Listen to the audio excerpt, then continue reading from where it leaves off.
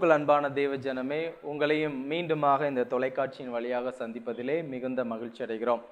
கர்த்தர் தாமே உங்களையும் உங்கள் குடும்பங்களையும் ஆசீர்வதிப்பாராக.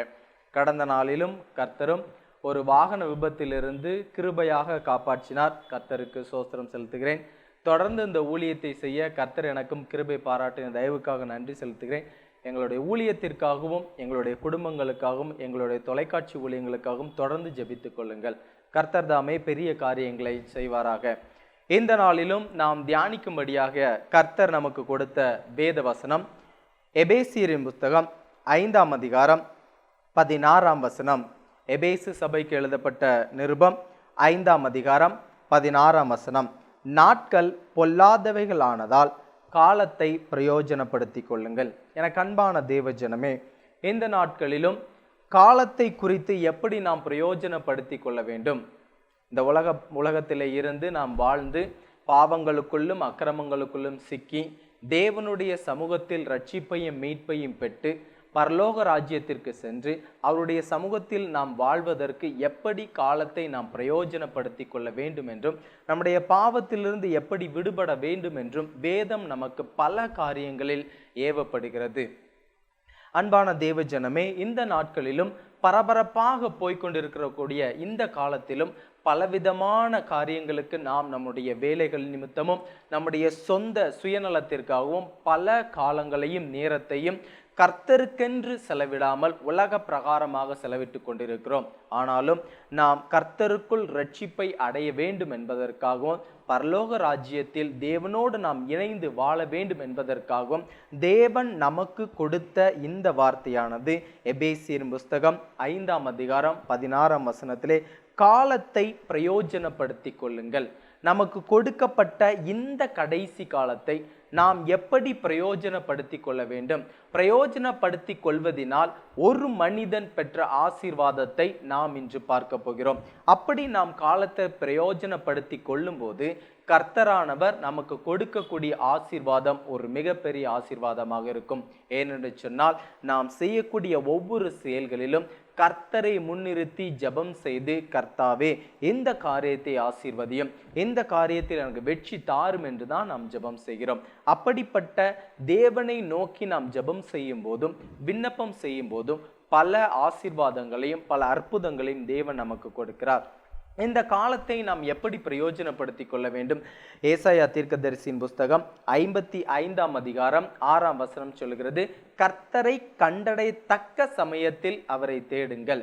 எப்போ கர்த்தரை நம்ம கண்டடையத்தக்க சமயம், அவரை நாம் தேடக்கூடிய சமயம் எது என்று பார்த்து நாம் அவரை தேடும்போது, அவர் சமீபமாய் நமக்கு வரும்போது, அவரை நம்ம தேடும்போது, அவரை நோக்கி நாம் கூப்பிடும்போது பல ஆசீர்வாதங்களை நாம் பெற்றுக்கொள்ள முடியும். இந்த வேத புத்தகமானது இந்த உலகத்தில் நாம் எப்படி வாழ வேண்டும் என்பதையும் எப்படி வாழக்கூடாது என்பதையும், எப்படி தேவனிடத்தில் ஜெபிக்க வேண்டும், எப்படி ஜெபித்தால் ஆசீர்வாதங்களை பெற்றுக்கொள்ள முடியும் என்பதையும், எப்படி தேவனிடத்தில் ஜெபிக்க கூடாது என்பதையும், எப்படி வாழ வேண்டும், எப்படி ஒரு மனிதனிடத்தில் பேச வேண்டும், எப்படி ஒரு இடத்திற்கு செல்ல வேண்டும் என்கின்ற பல காரியங்களை இந்த வேதம் நமக்கு விளக்கி கொடுக்கிறது. இந்த வேதத்தை நாம் முழுமையாகவும் தெளிவாகவும் படித்தால் கிறிஸ்துவுக்குள் தேவனுடைய ராஜ்யத்தில் நிச்சயமாக பிரவேசிக்க முடியும். எனக்கு அன்பான தேவ ஜனமே, ஒரு மனிதனை குறித்து அவன் தேவனை நோக்கி தன்னுடைய காலத்தையும் தேவன் தனக்கு கிட்ட வரும்போது அவன் அந்த சமயத்தையும் பயன்படுத்தி கொண்டு அற்புதத்தை பெற்றதையும் நாம் இன்று பார்க்க போகிறோம்.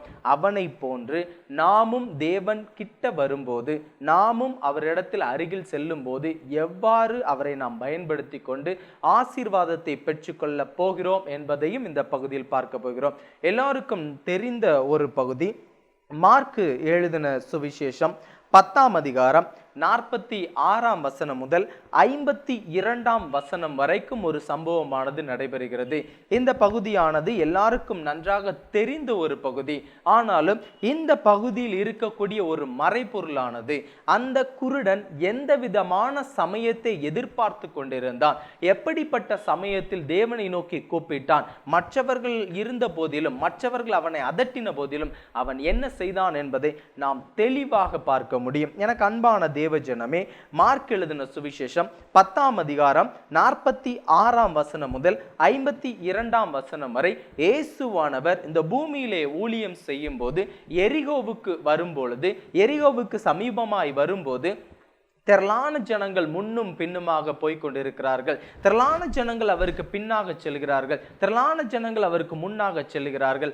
அப்படி அவர் சென்று கொண்டிருக்கிற வேளையிலே வழி அருகே பர்திமேயு அப்படி என்கின்ற ஒரு குருடனானவன் பிச்சை எடுத்து கொண்டிருக்கிறான். 46ஆம் வசனம் சொல்கிறது, திமோவின் மகனாகிய பர்திமேயு என்கின்ற ஒரு குருடன் வழி அருகே உட்கார்ந்து பிச்சை கேட்டு கொண்டிருந்தான். அவன் நஸ்ரேனாகிய இயேசு வருகிறார் என்று கேள்விப்பட்டு என்ன செய்யறான் பாருங்க, நஸ்ரேனாகிய இயேசு வருகிறார் என்று தன்னுடைய காதில் இயேசுவை குறித்து கேள்விப்பட்ட வார்த்தைகள் விழுந்தவுடனே இதுதான் நமக்கு சரியான சமயம், நாம் நம்முடைய பார்வை அடைய வேண்டும் என்றால் இந்த சமயத்தை நாம் பயன்படுத்தி கொள்ள வேண்டும் என்கின்ற உணர்வடைந்தவனாய் உடனே அவன் என்ன செய்யறான் பாருங்க, இயேசுவே தாவீதின் குமாரனே எனக்கு இறங்கும் என்று கூப்பிட தொடங்கினான். எனக்கு அன்பான தேவஜனமே, எப்பொழுது அவன் ஆசீர்வாதத்தை பெற்றுக்கொள்ள வேண்டும் என்கின்ற சமயத்தை எதிர்பார்த்து நோக்கி கொண்டிருந்தான். ஒருவேளை மற்ற ஜனங்கள் எல்லாரும் சொல்லக்கூடிய வார்த்தைகளை கேள்விப்பட்டிருக்கிறான். ஏனென்று சொன்னால் அவன் பார்வை இல்லாதவன், அவன் நடக்கக்கூடிய அற்புதங்களை பார்க்க இயலாதவன். ஆனாலும் நடக்கக்கூடிய அற்புதங்களையும் இவர்கள் பேசுகின்ற ஒவ்வொரு பேச்சுக்களையும் தன்னுடைய செவியின் மூலமாக எடுத்துக்கொண்டு மனதிலே ஒருவேளை இயேசுவானவர், ஒருவேளை இயேசு கிறிஸ்துவானவர் இந்த வழி அருகே வந்தால் அந்த சமயத்தை நான் விட்டுவிடக்கூடாது, அந்த காலத்தை நான் விட்டுவிடக்கூடாது, அந்த காலத்தை நான் பிரயோஜனமாக பயன்படுத்தி கொள்ள வேண்டும் என்கின்ற எண்ணம் அவனுக்கு எப்போதும் இருந்திருக்க வேண்டும். அதனால்தான் அவன் இயேசு நசரேனாகிய இயேசு வழி அருகே போகிறார் என்று கேள்விப்பட்ட உடனே வேதம் தெளிவாக சொல்லுகிறது, அவன் நசரேனாகிய இயேசு வருகிறார் என்று கேள்விப்பட்டு இயேசுவே தாவீதின் குமாரனே எனக்கு இறங்கும் என்று கூப்பிடத் தொடங்கினான். அவன் என்ன செஞ்சானா, கூப்பிட ஆரம்பிச்சிட்டான். ஏன் அவன் கூப்பிட ஆரம்பிக்கணும்? இந்த வசனத்தை நல்லா யோசிச்சு பாருங்க. ஏனென்று சொன்னால் அவன் பார்வை இல்லாதவன். இயேசு கிறிஸ்துவானவர் எந்த இடத்திற்கு வந்து கொண்டிருக்கிறார், எந்த இடத்திலிருந்து வந்து கொண்டிருக்கிறார், எந்த இடத்தை தாண்டி சென்று விட்டார் அப்படிங்கிற எந்த ஒரு விஷயமே அவனுக்கு தெரியாது. ஆனால் அவன் மனதில் இருந்த எண்ணம் என்ன, எப்போ அவர் வந்திருக்காருன்னு கேள்விப்பட்ட உடனே ஒருவேளை அவர் முன்னதாக சென்றிருக்கலாம், ஒருவேளை அவர் பின்னதாக வந்து கொண்டிருக்கலாம், ஒருவேளை அவனுக்கு அருகில் அவர் வந்து கொண்டிருக்கலாம். கூப்பிட தொடங்கினான். உடனே அவன் கூப்பிட தொடங்கிட்டான், தாவீதின் குமாரனே இயேசுவே எனக்கு இறங்கும், எனக்கு இறங்கும் என்று அவன் கூப்பிடும்போது மற்றவங்க எல்லாரும் அவனை என்ன செய்யறாங்க பாருங்க. 48ஆம் வசனம், அவன் பேசாதிருக்கும்படி அநேகர் அவனை அதட்டினார்கள். என்ன செஞ்சாங்களாம், பேசாத, அமைதியாரு அப்படின்னு சொல்லி அவர்கள் எல்லாரும் அவனை அதட்டினாங்க. இந்த பகுதியில் நாம கத்துக்கொள்ளக்கூடிய வசனம் என்ன, கருத்து என்ன அப்படின்னு சொல்லி பார்த்தோம்னா, நம்ம சுத்தி இருக்கிறவங்க எல்லாரும் தேவனை நோக்கி ஏன் கூப்பிடுகிறாய், உனக்கு எவ்வளோ பிரச்சனைகள், போராட்டங்கள், நிந்தனைகள் இருந்த சூழ்நிலையிலும் தேவனை நோக்கி நாம் ஜெபம் செய்யும் போது எதற்காக தேவனை நோக்கி நீ கூப்பிட்டு கொண்டிருக்கிறாய், எதற்காக உன்னுடைய நேரத்தையும் உன்னுடைய காலத்தையும் தேவனை நோக்கி கூப்பிட்டு செலவழித்து கொண்டிருக்கிறாய்? உன்னுடைய பிரச்சனையை நீர்தான் சரி செய்ய வேண்டும், உன்னுடைய காரியங்களை நீர்தான் சரி செய்ய வேண்டும், எழுந்து உன்னுடைய காரியத்தை பார் என்று உலகம் நமக்கு சொல்லும். ஆனாலும் நாம் நம்முடைய பிரச்சனைகள் நிமித்தம், இயேசுவே எனக்கு இப்படிப்பட்ட ஒரு பிரச்சனை இருக்கிறது, இயேசுவே எனக்கு இப்படிப்பட்ட ஒரு காரியத்தில் சிக்கல் இருக்கிறது, அந்த பர்திமேயு குருடன் எப்படி கூப்பிட்டானோ, எப்படி கூப்பிட தொடங்கினானோ அதே போல் நாமும் தேவனை தக்க சமயத்தில் கூப்பிடும்போது நிச்சயம் ஒரு மிகப்பெரிய ஆசீர்வாதத்தை பெற்றுக்கொள்ள முடியும். அன்பான தேவஜனமே, அதுக்கு அடுத்த வசனம் பாருங்க, இயேசு நின்று அவனை அழைத்து வர சொன்னார். என்ன செஞ்சாரு? இயேசு நின்று அவனை அழைத்து வர சொன்னார். அப்படின்னு என்ன அர்த்தம்? இயேசு கிறிஸ்துவானவர் இந்த குருடனை தாண்டி போயிட்டாரு, அவ்வளவு தூரம் தள்ளி போயாச்சு. ஏன்னா இவன் எங்க போறாரு, எந்த இடத்துல வந்துட்டு இருக்காரு எதுவுமே அவனுக்கு தெரியாது. அப்படி இருக்கக்கூடிய சூழ்நிலையில இவன் கூப்பிட ஆரம்பிச்ச உடனே இயேசு கிறிஸ்துவானவர் ஒரு வேளை தாண்டி போயிருக்கலாம். இவங்க எல்லாரும் அமைதியா இரு அப்படின்னு சொல்லி அவனை அதட்டும் போது அவன் அமைதியா இருக்காம கூட்டத்தில் இருக்கக்கூடிய மற்ற சத்தங்கள் எல்லாம் இயேசு கிறிஸ்துவுக்கு கேட்காமல் இருந்திருக்கலாம். ஆனாலும் மறுபடியும் உரத்த சத்தமாய் அவன் கூப்பிடும் போது இயேசு கிறிஸ்து நின்று, வேதம் சொல்லுகிறது, இயேசு நின்று அவனை அழைத்து வர சொன்னார். ஏன் கிட்ட அவனை கொண்டு வாங்க. எனக்கு அன்பான தேவஜனமே, இன்று நீங்களும் நானும் நம்முடைய பிரச்சனைகள் நிமித்தமும், நம்முடைய துன்பங்களின் நிமித்தமும், நம்முடைய போராட்டங்கள் நிமித்தமும், நம்முடைய நிந்தனைகள் நிமித்தமும் தேவனிடத்தில் எப்பொழுது முழங்கால் படியிட்டு தேவனே எனக்கு இறங்கும், தாவீதின் குமாரனை எனக்கு இறங்கும் என்று எப்பொழுது நாம் கேட்க ஆரம்பிக்கிறோமோ அப்பொழுது நிச்சயம் இயேசு கிறிஸ்துவானவர் நமக்கு அருகில் வந்து நமக்கு இருக்கக்கூடிய எல்லா பிரச்சனைகளிலும் வந்து நம்மை நீங்களாக்கி விடுவிக்க வல்லமை உள்ளவராயிருக்கிறார். அதற்கு நாம் என்ன செய்யணும்? அவரை கண்டடையத்தக்க சமயத்தில் அவரை காண வேண்டும். அவர் எப்பொழுது வருவார், எப்பொழுது நம்மிடத்தில் வருவார், எப்பொழுது நாம் அவரிடத்தில் செல்வோம், அவர் அருகில் இருப்போம், எப்பொழுது அவரிடத்திலிருந்து ஆசீர்வாதத்தை நாம் பெற்றுக்கொள்வோம் என்கின்ற சமயத்தையும் காலத்தையும் எப்பொழுதும் தேவனிடத்திலேயே செலவழித்து கொண்டிருந்தால் நிச்சயம் ஆசீர்வாதத்தை பெற்றுக்கொள்ள முடியும். அடுத்த வசனத்தை பாருங்க. அவர்கள் அந்த குருடனை அழைத்து, திடன் கொள், எழுந்திரு, உன்னை அழைக்கிறார் என்றார்கள். இவங்க சொன்ன வார்த்தையை பாருங்க. என்ன வார்த்தை சொல்றாங்க? ஒரு ஆறுதலான வார்த்தை. அவனுக்கு கிடைச்சது ஒரு சந்தோஷமான வார்த்தை. யாரிடத்திலிருந்து கிடைச்சது? இவனை யாரெல்லாம் அதட்டினாங்களோ, யாரெல்லாம் பேசாம இருன்னு சொன்னாங்களோ அவர்கள் எல்லாரும் இவனை பார்த்து சொல்றாங்க, அந்த குருடனை அழைத்து, திடன் கொள், தைரியமாயிரு, எழுந்திரு, உன்னை அழைக்கிறார் என்றார்கள். அவன் ஆசீர்வாதத்தை பெற்றுக்கொள்ளவே இல்லை, அற்புதத்தை இன்னும் நடக்கவே இல்லை. ஆனாலும் அவர்களுக்குள் இருந்த விசுவாசம் இவனுக்குள்ளும் வந்தது. ஏனென்று சொன்னால் நஸ்ரேனாகிய இயேசு கிறிஸ்துவானவர் இருக்கிறார். அவர் பலவிதமான ஆசீர்வாதங்களையும் பலவிதமான அற்புதங்களையும் செய்ய வல்லமையுள்ளவராய் இருக்கிறார் என்பதை அவர்கள் உடன் இருந்தவர்களும் அறிந்திருந்தார்கள். எனக்கு அன்பான தேவஜனமே, இன்று நம்மை சுற்றி இருக்கக்கூடிய கூட்டங்கள் எல்லாம் எப்படிப்பட்ட கூட்டங்களாக இருக்குதுன்னு நமக்கு தெரியாது. நம்மை ஜெபிக்க விடாமலும், நம்மை துதிக்க விடாமலும், நம்மை தேவனிடத்தில் கிட்டி சேர விடாமலும் அநேகர் இவங்க எப்படி அவனை பேசாமல் இருன்னு சொன்னாங்களோ அதே மாதிரி நம்மளையும் நம்முடைய வாழ்க்கையில் சொல்லக்கூடிய கூட்டங்கள் நம்மை சுற்றி இருக்கிறது. அவர்கள் எல்லாவற்றையும் நாம் பொருட்படுத்தாமல் தேவனை நோக்கி எப்பொழுது நாம் கூப்பிடுகிறோமோ அப்பொழுது இவங்க எல்லாரும் நம்ம பக்கம் சேர்ந்து, கர்த்தர் உன் வார்த்தையை கேட்டார், கர்த்தர் உன் ஜெபத்தை கேட்டார், அவர் உனக்கு பதில் கொடுக்க வல்லமை உள்ளவராயிருக்கிறார், எழுந்து திடன் கொள். இவ்வளவு நாள் அவனுக்கு திடனே இல்லை. ஒரு போராட்டத்திற்குள் இருந்தான், ஒரு நிந்தனைக்குள் இருந்தான், கண்ணு தெரியாத ஒரு சூழ்நிலைக்குள் இருந்தான். திடன் கொள், எழுந்திரு, உன்னை அழைக்கிறார் என்றார்கள். உடனே அவன் மேல் வஸ்திரத்தை எரிந்து விட்டு, நல்ல கவனிச்சு பாருங்க, அது வரைக்கும் மூடி ரொம்ப கூனி குறுகி இருந்தவன் தன் மேல் வஸ்திரத்தை எடுத்து எரிஞ்சிட்டான். நல்லா யோசிச்சு பாருங்க. இதுவரைக்கும் அவன் அற்புதத்தை இன்னும் பெற்றுக்கொள்ளவே இல்லை. ஏசு கிறிஸ்துவனுடைய வார்த்தை மட்டும்தான் கிடைச்சது. அவனை கூட்டுவாங்கன்னு மட்டும்தான் சொல்லியிருக்காரு. அவனுக்கு கண் பார்வை இன்னும் கிடைக்கல, ஏசு கிறிஸ்துட்ட இன்னும் பேச ஆரம்பிக்கல, என்ன வேணும், எதற்கு என்ன கூப்பிட்ட அப்படிங்கிற எந்த ஒரு காரியமே எதுவுமே நடக்கல. அவனுடைய விசுவாசம், எனக்கு அற்புதம் நடக்க போகுது அப்படிங்கிற ஒரு விசுவாசம் இருந்தது. ஏனென்று சொன்னால் இந்த சமயத்தை நான் பிரயோஜனப்படுத்தி கொண்டேன். இயேசு எப்பொழுது இந்த வழியாக வருவார் என்கின்ற காலத்தையும் நேரத்தையும் நான் எதிர்பார்த்து கொண்டிருந்தேன். அவர் எனக்கு அற்புதம் செய்ய வல்லமையுள்ளவராய் இருக்கிறார் என்கின்ற காலத்தையும் நேரத்தையும் சமயத்தையும் நான் எதிர்பார்த்து கொண்டிருந்தேன். அந்த காலம் எனக்கு வந்துவிட்டது. இயேசு எனக்கு அற்புதம் செய்யக்கூடிய நேரம் வந்துவிட்டது என்பதை உணர்ந்தவனாய் தன் மேல் வஸ்திரத்தை தூக்கி எறிந்துவிட்டு இயேசுவின் இடத்தில் வந்தான். உடனே இயேசு அவன்கிட்ட கேட்கிறார் பாருங்க, நான் உனக்கு என்ன செய்ய வேண்டும்? என்னிடத்திலிருந்து ஒரு காரியத்தை நீ எதிர்பார்க்கிறாய், என்ன காரியத்தை நான் உனக்கு செய்யணும்னு அவன் கேட்கும்போது அவன் சொன்ன வார்த்தை, நான் பார்வை அடைய வேண்டும் என்றான். நான் பார்க்கணும், அவ்வளவுதான். அவன் மனதில் இருந்த என்ன, இந்த உலகத்தை நான் பார்க்கணும், என் கண்ணில் இருந்து ஒரு வெளிச்சம் வரணும், இந்த உலகத்தில் இருக்கக்கூடிய எல்லா காரியங்களையும் நான் பார்க்கணும். ஆனாலும் அந்த பார்வை உம்மிடத்திலிருந்து வர வேண்டும். எனக்கு அன்பான தேவஜனமே, நமக்கு வரக்கூடிய ஆசீர்வாதங்கள், எல்லா ஆசீர்வாதங்களும் தேவனிடத்திலிருந்து மாத்திரம்தான் வர வேண்டும். உலக பிரகாரமான மனிதர்களிடத்திலிருந்தோ, உலக பிரகாரமான தொழிலில் இருந்தோ, உலக பிரகாரமான காரியங்களில் இருந்தோ நமக்கு வரக்கூடிய ஆசீர்வாதங்கள் எதுவும் நிலை நிற்காது. தேவன் நமக்கு கொடுக்கக்கூடிய ஆசீர்வாதங்கள் நாம் தொழிலிலும் உலகத்தில் நாம் செய்யக்கூடிய ஒவ்வொரு செயல்களிலும் தேவனுடைய ஆசீர்வாதம் இருந்தால் மட்டும்தான்.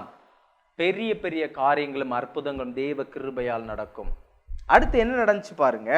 இயேசு அவனை நோக்கி, நீ போகலாம், உன் விசுவாசம் உன்னை ரட்சித்தது என்றார். என்ன செய்யறாரு பாருங்க, நீ போகலாம், நீ போ.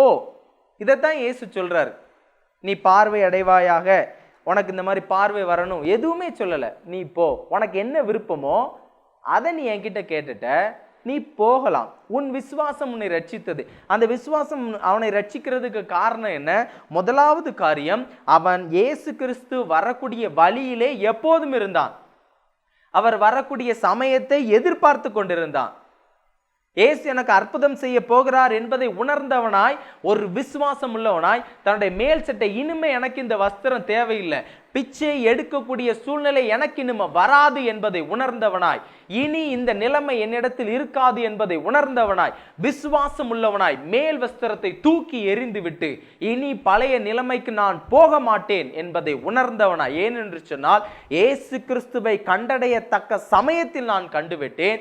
இயேசுவினிடத்தில் அற்புதத்தை பெற்றுக்கொள்ள வேண்டிய நேரத்தில் நான் அவரை சந்தித்து விட்டேன். நிச்சயமாக இயேசு கிறிஸ்துவினிடத்தில் நான் அற்புதத்தை பெற்றுக்கொள்வேன் என்கின்ற விசுவாசம் அவனை ரட்சித்தது. அவன் பார்வை அடைந்தான். இயேசு அவனை பார்த்து சொல்லக்கூடிய காரியம் என்ன? நீ போகலாம் அப்படின்ட்டார். அவன் பார்வை அடைஞ்சிட்டான். ஆனா நடந்த விஷயத்தை பாருங்க. உடனே அவன் பார்வை அடைந்து வழியிலே இயேசுவுக்கு பின் சென்றான். ஹல்லேலூயா. இயேசு அவனை நீ போப்பா அப்படின்னு சொன்னாரு. ஆனா இவன் செஞ்ச காரியம் என்ன பாருங்க, இயேசுவுக்கு பின்னாடி போனான். இதே மாதிரி தான் நமக்கு ஆசீர்வாதத்தை கொடுத்து விட்டு உலக பிரகாரமான உன்னுடைய காரியங்களை போய் நீ பாரு அப்படின்னு சொல்லி ஆண்டவர் சொன்னாலும், நாம அந்த விஷயத்திற்கு போகாம ஆண்டவர் பின்னாடி போனோம் அப்படின்னா, பார்வை அடைந்தவன் தேவனுடைய ஊழியத்தை செய்வது அளவுக்கு பெரிய ஆளாக முடியும். அந்த அளவுக்கு நம்ம ஒரு மிகப்பெரிய ஆசீர்வாதத்தினால் பெருக முடியும். அப்படிப்பட்ட காரியத்தை தான் இந்த குருடன் என்ன செஞ்சான். ஏசு நீ போ அப்படின்ட்டாரு. ஆனா இவன் போகாம என்ன செஞ்சான்? இயேசுவுக்கு பின்னாடி போனான். எனக்கு அன்பான தேவ ஜனமே, இந்த குருடன் நமக்கு கற்றுக் கொடுக்கக்கூடிய காரியம் என்ன? இயேசு கிறிஸ்துவின் தக்க சமயம் அவரை நாம் எப்பொழுது நாம் தேடி போகிறோமோ அப்பொழுது நம்முடைய முன்னான நிலைமையானது நிச்சயமாக மாற்றப்படும். திரும்ப மறுபடியும் அதே நிலைமைக்கு நாம் போகக்கூடிய சூழ்நிலை வராது. அப்படிப்பட்ட விசுவாசம் அவனுக்குள் இருந்தது, அப்படிப்பட்ட திட நம்பிக்கை அவனுக்குள் இருந்தது. அது உங்களுக்கும் எனக்கும் வேண்டும். நிச்சயம் தேவன் தாமே அப்படிப்பட்ட காரியங்களை நமக்கு தருவாராக. ஜெபம் செய்வோமா? எனது ஆற்றலும் நீயாவாய், எனது வலிமையும் நீயாவாய், எனது ஆற்றலும் நீயாவாய், எனது வலிமையும் நீயாவாய், எனது அரணும் நீயாவாய், எனது கோட்டையும் நீயாவாய். நீரில்லாத நாளெல்லாம் நாளாகுமா, நீரில்லாத வாழ்வெல்லாம் வாழ்வாகுமா. எங்களை அதிகமாய் நேசிக்கிற எங்கள் அன்பின் தகப்பனை உம்மை துதிக்கிறோம், சோஸ்தரிக்கிறோம் அப்பா. இன்றும் நீர் கொடுத்த இந்த வார்த்தைக்காக உமக்கு நன்றி செலுத்துகிறோம் ஆண்டவரே. நாட்கள் பொல்லாதவைகளாய் இருப்பதினால் காலத்தை பிரயோஜனப்படுத்தி கொள்ளுங்கள் என்று சொன்ன வார்த்தையின்படி அந்த பர்திமேயு குருடனானவன் நீர் வரக்கூடிய காலத்தையும் சமயத்தையும் எதிர்பார்த்தவனாய், அந்த காலத்தையும் நேரத்தையும் எதிர்பார்த்து கொண்டிருந்து அந்த சமயத்தை பிரயோஜனப்படுத்தி கொண்டு உமக்கு பின் வந்தவனாக, உம்முடைய ஆசீர்வாதத்தில் பங்குள்ளவனாக மாற்றப்பட்ட ஒரு மிகப்பெரிய மனிதனாக நீர் மாற்றினீரப்பா. இப்பொழுதும் இந்த நிகழ்ச்சியை பார்த்து கொண்டிருக்கிற ஒவ்வொரு பிள்ளைகளும் இந்த நேரத்தையும் இந்த காலத்தையும் பிரயோஜனப்படுத்தி கொண்டு உம்முடைய ஆசீர்வாதத்தை பெற்று கொண்டார்கள் என்பதை கிறிஸ்துவுக்குள் நானும் விசுவாசிக்கிறேன் அப்பா. யாரெல்லாம் நிகழ்ச்சியை பார்த்து கொண்டு உம்மை நோக்கி என்ன விண்ணப்பங்களை செய்கிறார்களோ அந்த விண்ணப்பங்களை கிறிஸ்து இயேசுவுக்குள் ஆமென்றும் ஆமேன் என்றும் நீர் நிறைவேற்றி கொடுக்க போகிற தயவுக்காக உமக்கு நன்றி செலுத்துகிறோம் அப்பா. பார்த்து கொண்டிருக்கிற ஒவ்வொரு பிள்ளைகளையும், அவருடைய குடும்பங்களையும், அவர்கள் பிள்ளைகளையும், அவர்கள் செய்யக்கூடிய தொழிலையும், அவர்கள் செய்யக்கூடிய ஒவ்வொரு வேலைகளையும் அவர்கள் போக்கிலும் வரத்திலும் பாதுகாத்துக் கொள்ள வேண்டுமா ஜெபிக்கிறோம் ஆண்டவரே. உம்முடைய கரத்தில் எங்களை ஒப்பு கொடுக்கிறோம். வழி நடத்தும், ஆசீர்வதியும். இயேசுவின் மூலம் ஜெபிக்கிறோம் எங்கள் ஜீவனுள்ள நல்ல பிதாவே. ஆமேன்.